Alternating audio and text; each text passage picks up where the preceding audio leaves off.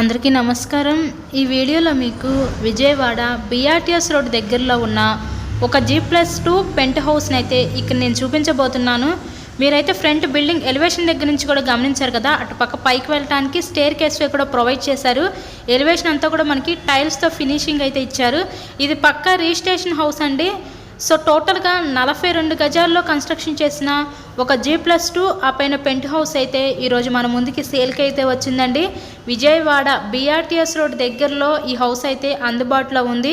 ఈ ఏరియాలో ఈ బడ్జెట్లో హౌసెస్ అయితే దొరకవు। సో మీకు కనుక ఇంట్రెస్ట్ ఉంటే ఈ హౌస్ని అయితే వచ్చి విజిట్ చేయండి। మనకి గ్రౌండ్, ఫస్ట్, సెకండ్ 3 పోర్షన్స్ కూడా సేమ్ టైప్లో అయితే డిజైన్ చేశారు। ఆ పైన మనకి పెంట్ హౌస్ కూడా అవైలబిలిటీ ఉంది। కబోర్డ్ వర్క్ అంతా కూడా కంప్లీట్ చేసే పెట్టారండి।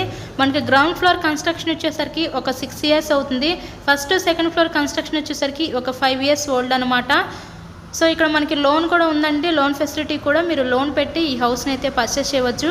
టోటల్గా 42 గజాల్లో కన్స్ట్రక్షన్ చేసిన ఈ పడమర ఫేసింగ్ G+2 ఇండిపెండెంట్ హౌస్ మనకి కేవలం 60 లక్షలకే మన ముందుకి సేల్కి అయితే వచ్చిందండి।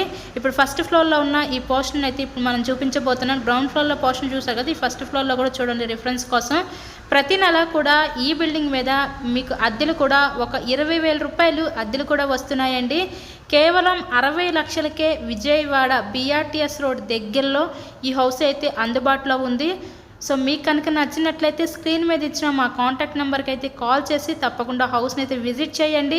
అవకాశాన్ని అయితే మిస్ చేసుకోవద్దు। విజిటింగ్కి వచ్చేటప్పుడు మనకి ఛార్జెస్ అయితే అప్లికేబుల్ 500 రూపీస్। ఇది 3 మంత్స్ దాకా వ్యాలిడిటీ ఉంటుందండి। తర్వాత డీల్ క్లోజ్ అయ్యాక కమిషన్ అయితే తీసుకుంటాము। ఇలాగే మీరు మరెన్నో ప్రాపర్టీ వీడియోస్ మా ఛానల్లో చూడాలి అనుకున్న ఛానల్ను కూడా పక్కాగా సబ్స్క్రైబ్ చేసుకొని పక్కనే ఉన్న బెల్ ఐకాన్ కూడా యాక్టివేట్ చేయండి। మేము పెట్టే ప్రతి ప్రాపర్టీ నోటిఫికేషన్ రూపంలో వస్తుంది। Thank you so much.